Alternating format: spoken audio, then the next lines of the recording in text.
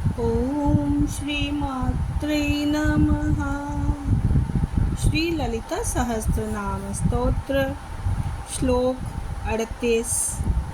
मूलाधारैक निलया ब्रह्म ग्रंथि विभेदिनी मणिपुरांतरुदिता विष्णु ग्रंथि विभेदिनी। इसका अर्थ है श्री माता ललितांबा का मूल निवास मूलाधार चक्र है।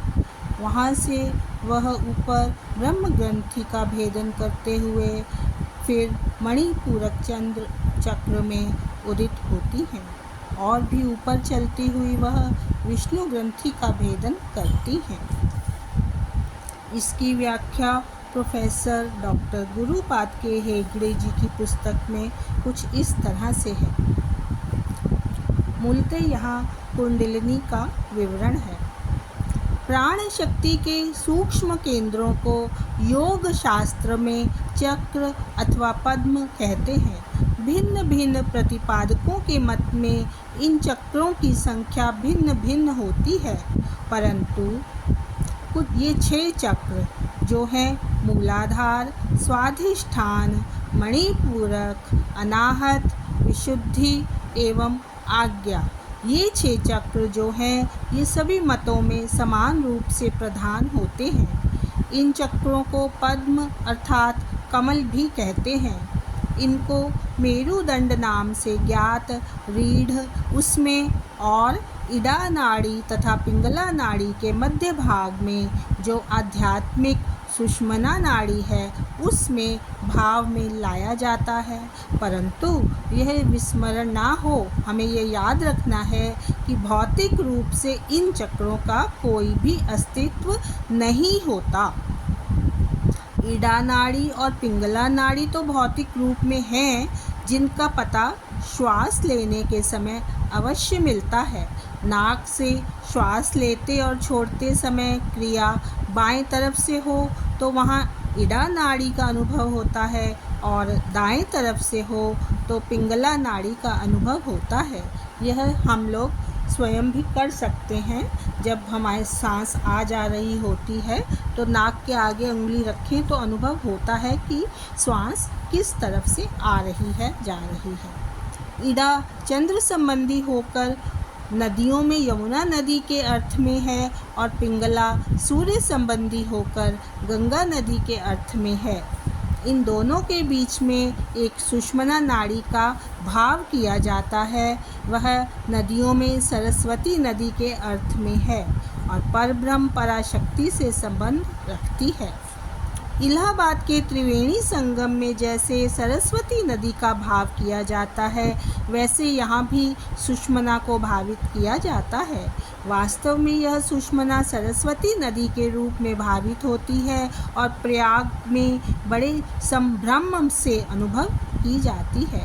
इड़ा और पिंगला दोनों नाड़ियों में जब वायु संचार समान रूप से होता है तब सुषुम्ना को जागृत समझना चाहिए। ये तीनों नाड़ियाँ भ्रू मध्य में भावित आज्ञा चक्र में संगमित होती हैं।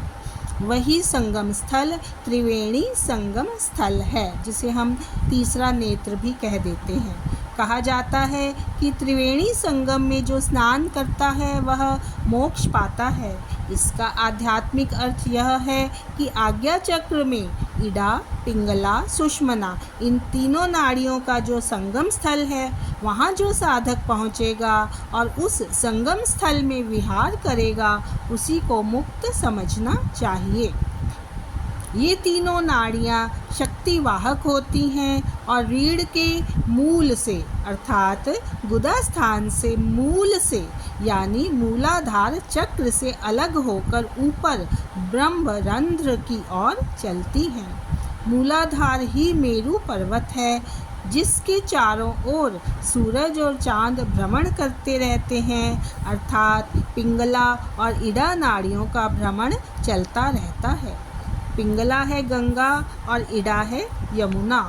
इन दोनों का उद्गम स्थल है हिमालय अर्थात मेरु पर्वत। हिमालय शक्ति का भी उद्गम स्थान है, क्योंकि पार्वती जी जो वास्तव में कुंडलिनी है उनका आवास स्थल मूलाधार चक्र अथवा तो मूलाधार पद्म ही है और पार्वती जी को हिमालय की पुत्री भी कहा जाता है। मूलाधार लाल रंग का 4 दलों का पद्म है। उसके मध्य में जो कर्णिका है उसके चारों ओर वृत्ताकार में 3.5 गेंडुरियों को रचित कर अपनी पूंछ को तथा कर्णिका के अंतिम भाग को अपने मुंह से बंद करके अत्यंत सूक्ष्म रूप में सर्पाकार की कुंडलिनी शक्ति नींद करती रहती है। कुंडलिनी से युक्त कर्णिका को मूलाधार के चारों दल आच्छादित करके अधोमुख स्थिति में रहते हैं। मूलाधार पद्म अथवा चक्र भी अधोमुख रहता है। यम, नियम, आसन, प्राणायाम, प्रत्याहार, धारणा, ध्यान और समाधि ये 8 अष्टांग योग में आते हैं। मैं फिर से पढ़ रही हूँ अपने लिए इन्हें। अष्टांग योग का जो साधक है उसको ये 8 स्टेप्स जीवन में धारण करने होते हैं। यम, नियम, आसन, प्राणायाम, प्रत्याहार, धारणा, ध्यान और समाधि। इनके द्वारा साधक द्वारा सोई हुई कुंडलिनी को जागृत किया जाता है। तब यह चक्र ऊर्ध्वमुख हो जाता है और इसके चारों दल खिल जाते हैं। तब कुंडलिनी का ऊर्ध्वमुख चलन प्रारंभ होता है। मूलाधार पद्म के 4 दल 4 बिंदुओं के रूप में रहते हैं और इन 4 बिंदुओं को हम कहेंगे मन, बुद्धि, चित्त और अहंकार। ये 4 बिंदु इसी के कारक होते हैं, यानी तो हमारा पूरा अंतःकरण जो चतुष्ट अंतःकरण है वो मन, बुद्धि, चित्त और अहंकार है। ये 4 दल जीवात्मा की दुनिया की सृष्टि का कारण बनते हैं। ये दल अक्षरात्मक भी हैं। अक्षर हैं व, श, पेट कटा श और स। कई पुराणों के अनुसार मूलाधार के दलों का रंग हरा होते हुए भी योगियों के अनुभव में आती हुई लाल तरंगों को लक्ष्य में रखकर इनका रंग लाल बताया जाता है। मूलाधार को जागृत करते समय बीजाक्षर लम काम में आता है। लम का अर्थ है भू तत्व। लम बीजाक्षर का ध्यान करते समय चतुरस्त्र को कल्पित किया जाता है। चतुरस्त्र में स्थित लम बीजात्मक व, श, पेट कटा श और स अक्षरात्मक चतुर्दलात्मक मूलाधार को अपने वास स्थान बनाकर सोई हुई कुंडलिनी के रूप में स्थित पराशक्ति साधक की साधना के बल से जागृत होकर ऊर्ध्वमुख होती है और परात्पर के 28 किरणों से अपने 28 किरणों को मिलाकर स्वाधिष्ठान चक्र अथवा पद्म आ जाती है। इसका पूर्ण मतलब यह निकला कि मूलाधार के किरणों की संख्या 56 है। अब अगला स्वाधिष्ठान। स्वाधिष्ठान का स्थान है जनेंद्रिय और नाभियों के मध्य भाग की सुषुम्ना नाड़ी। कुंडलिनी के आगमन से स्वाधिष्ठान के सभी 6 दल ऊर्ध्वमुख होते हैं जो इसके पहले अधोमुख थे। तब साधक को वम नामक बीजाक्षर का जप करना उचित है। यहाँ अर्धचंद्राकृति के ऊपर वम बीजाक्षर की कल्पना करनी चाहिए। स्वाधिष्ठान पंचभूतों में जल तत्व है। जब स्वाधिष्ठान चक्र के 6 दल खुलते हैं तब अरुण वर्ण के तरंग अनुभव होते हैं। मूलतः स्वाधिष्ठान के 6 दल हैं काम, क्रोध, लोभ, मोह, मद और मात्सर्य। तो अभी तक यही समझ आता है कि जब साधक यम, नियम, आसन, प्राणायाम, प्रत्याहार, धारणा, ध्यान, समाधि के रास्ते पे चलता है तो पहले उसे अपने मन को, बुद्धि को, चित्त को और अहंकार को उस प्रभु में या कहें तो उस ऊर्जा में विलय करना होता है। तदंतर उसे काम, क्रोध, लोभ, मोह, मद, मात्सर्य को भी अपने वश में करना या तो कहें रूपांतरित करना आ जाता है। और इस तरह हमारी आध्यात्मिक यात्रा शनैः शनैः आगे बढ़ती चलती है। यहाँ के 6 दल यानी स्वाधिष्ठान के वो हैं ब, भ, म, य, र, ल। ये अक्षरात्मक होते हैं। स्वाधिष्ठान जब ऊर्ध्वमुख होता है तब पराशक्ति अपनी 26 किरणों को परात्पर की 26 किरणों से मिलाकर और भी ऊर्ध्वमुख हो चलती है। इसका अर्थ है कि स्वाधिष्ठान में किरणों की संख्या 52 है। मूलाधार के 4 बिंदु, स्वाधिष्ठान के 6 बिंदु मिलकर 10 बिंदु, ये हो गए 10 इंद्रियां। कौन कौन सी? 5 कर्म इंद्रियां और 5 ज्ञान इंद्रियां इनको रूपित होती हैं। सृष्टि क्रिया से संबंधित ये 10 इंद्रियां ब्रह्म ग्रंथि बनकर जीवात्मा को संसार की ओर प्रेरित करते हैं। तब ओमकार में जो मकार है वह ब्रह्म तत्व के रूप में स्थित होकर जीवात्मा को जन्म मरण चक्र में लगाकर बंधन में डाल देता है। जब साधना के क्रम में कुंडलिनी ऊर्ध्वमुख होकर स्वाधिष्ठान पहुँचेगी तब यह ब्रह्म ग्रंथि भेदित हो जाएगी।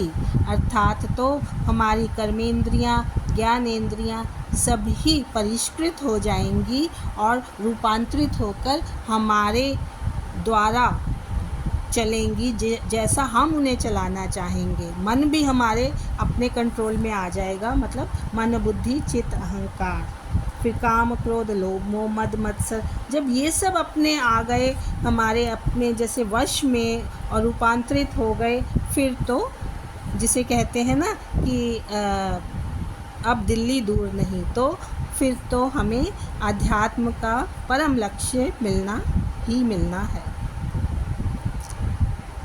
ब्रह्म ग्रंथि का भेदन ही लोक कंटक त्रिपुर असुरों में एक ताराक्ष है, उसको उसके शहर के साथ भेदन अथवा तो सर्वनाश करना है। ब्रह्म ग्रंथि के स्थान में अग्निखंड का उदय होता है, अर्थात ज्ञान का उदय होता है। इस अग्निखंड की अग्नि ज्ञान अग्नि है। गीता में कृष्ण भगवान ने भी ये बोला है, ज्ञान अग्नि ही सर्व कर्माणि भस्मात कुरुते अर्जुन, कि ज्ञान नामक जो अग्नि है वह समस्त कर्म फलों को भस्म कर देती है और कर्म फल भस्म होने से पुनर्जन्म नहीं होता। अब तीसरे चक्र पे पहुंच रहे हैं। तीसरा चक्र है मणिपुर अथवा तो मणिपूरक। साधक की साधना के बल से कुंडलिनी शक्ति स्वाधिष्ठान से मणिपूरक आती है। नाभि के समानांतर की सुषुम्ना में मणिपूरक चक्र अथवा पद्म होता है। मणिपूरक में 10 दल होते हैं। यहाँ पर 10 अक्षर बिंदुओं को कहा गया है। ड, ध, अण, त, थ, द, ध, न, प और फ। मणिपुर पंचभूतों में अग्नि तत्व है। इसको जागृत करते समय रम नामक बीज मंत्र को त्रिकोण में कल्पित करके जप करना होता है। मणिपूरक का रंग है स्वर्ण अथवा तो हल्दी का रंग। जब मणिपूरक के 10 दल खुलेंगे तब साधक के अंतरंग में हल्दी के रंग के यानी स्वर्ण के रंग के तरंग उठते हैं। मणिपुर में पराशक्ति की 31 किरणें परात्पर की 31 किरणों से मिलेंगी। इसे वहाँ किरणों की संख्या 62 कह दिया जाता है। कुंडलिनी के आगमन से वहाँ के सभी 10 दल ऊर्ध्वमुख हो जाते हैं। तब पराशक्ति मणिपुरांत रुदिता कहलाती हैं। पहले ब्रह्म ग्रंथि विभेदनी कहलाती हैं, फिर मणिपुरांत रुदिता। उसके बाद विष्णु ग्रंथि। तदंतर में विष्णु ग्रंथि का भेदन करने के लिए कुंडलिनी को अनाहत चक्र अथवा तो अनाहत पद्म जाना होता है। सुषुम्ना में अनाहत वक्ष स्थल के भाग में आता है। अनाहत में 12 दल हैं और उनमें जो अक्षर हैं वह हैं क, ख, ग, घ, ण, च, छ, ज, झ, ञ, ट और ठ। और अनाहत 5 भूतों में से वायु तत्व का होता है। वायु तत्व का बीज मंत्र होता है यम, जो उसको षटकोण में भावित करके जप और ध्यान करने से यम को अनाहत पद्म की सिद्धि सुलभ हो जाती है। अनाहत का रंग नीला है और नीला रंग स्थिति तत्व के विष्णु जी का भी रंग है।